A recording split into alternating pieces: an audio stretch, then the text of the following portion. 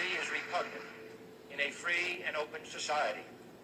And we are, as a people, inherently and historically opposed to secret societies, to secret oaths, and to secret proceedings. We decided long ago that the dangers of excessive and unwarranted concealment of pertinent facts far outweighed the dangers which are cited to justify it. Of pertinent facts far outweighed the dangers which are cited to justify it. You were both in Skull and Bones, the secret society. It's so secret we can't talk about it. What does that mean for America? The conspiracy theorists are going to go I'm sure they are. I don't know. I haven't seen the rest. Number 322? Do not survive with it. And there is very grave danger that an announced need for increased security will be seized upon by those anxious to expand its meaning to the very limits of official censorship and concealment. That I do not intend to permit to the extent that it's in my control.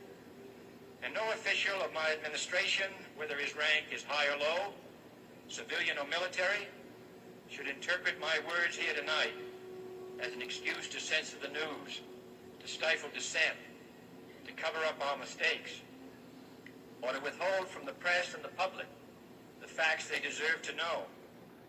For we are opposed around the world by a monolithic and ruthless conspiracy that relies primarily on covert means for expanding its sphere of influence, on infiltration instead of invasion, on subversion instead of elections, on intimidation instead of free choice, on guerrillas by night instead of armies by day.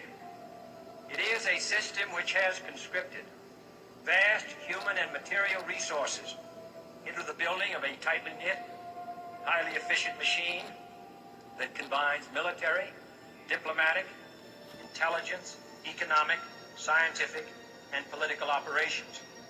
Its preparations are concealed, not published. Its mistakes are buried, not headlined. Its dissenters are silenced, not praised.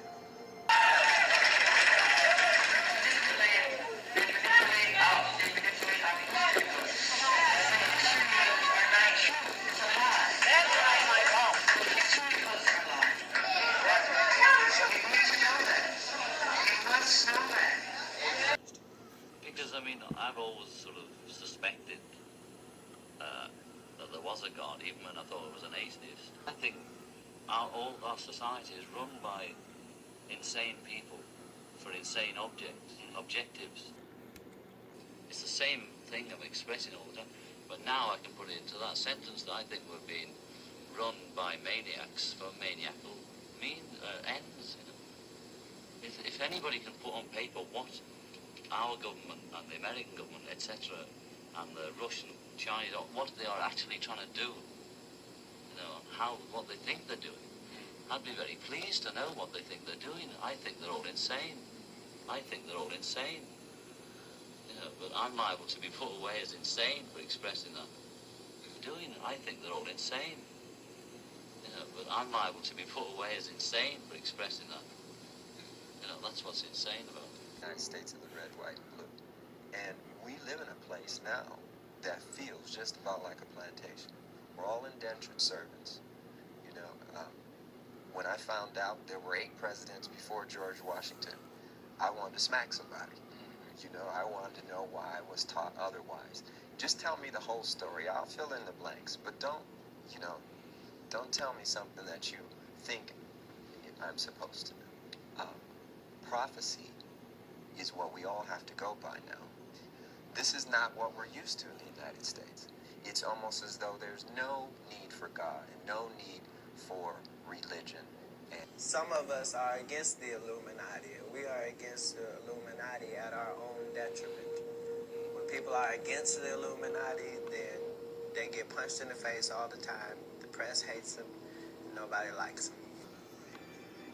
A reporter from CNN and his little camera crew got into Osama bin Laden's secret hideout and conducted an interview. You don't believe me? Tune into CNN. They're probably running it right now as I'm speaking. And if you believe it, you are one of the stupidest jerks that ever lived on the face of this earth. And whatever is going to happen that they're going to blame on Osama bin Laden, don't you even believe it.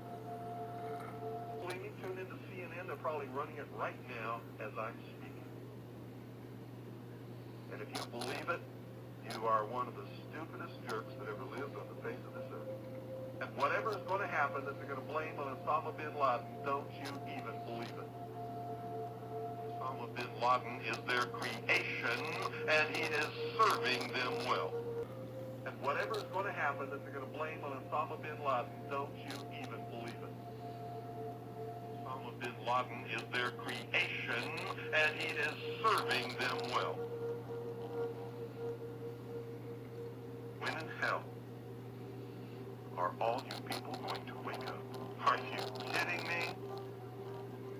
When in hell are all you people going to wake up? Are you kidding me? I mean, is this some kind of incredible joke that people are so stupid they fall for this? Do you know how much money the CIA and the National Security Agency and the FBI has at its disposal each year? Do you know how many agents they have that they can devote to this? Do you realize the technology that they have to be able to eavesdrop on every single conversation in the world? No matter how it's transmitted? And pinpoint the location of every one of those transmissions. And they can't find Osama bin Laden, but some CNN reporter, he just waltzes right on in there with his camera crew. But some CNN reporter, he just waltzes right on in there with his camera crew.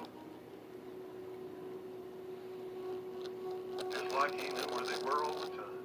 No expenditure is questioned, no rumor is printed, no secret is revealed. No president should fear public scrutiny of his program, for from that scrutiny comes understanding, and from that understanding comes support or opposition, and both are necessary. I am not asking your newspapers to support an administration, but I am asking your help in the tremendous task of informing and alerting the American people. For I have complete confidence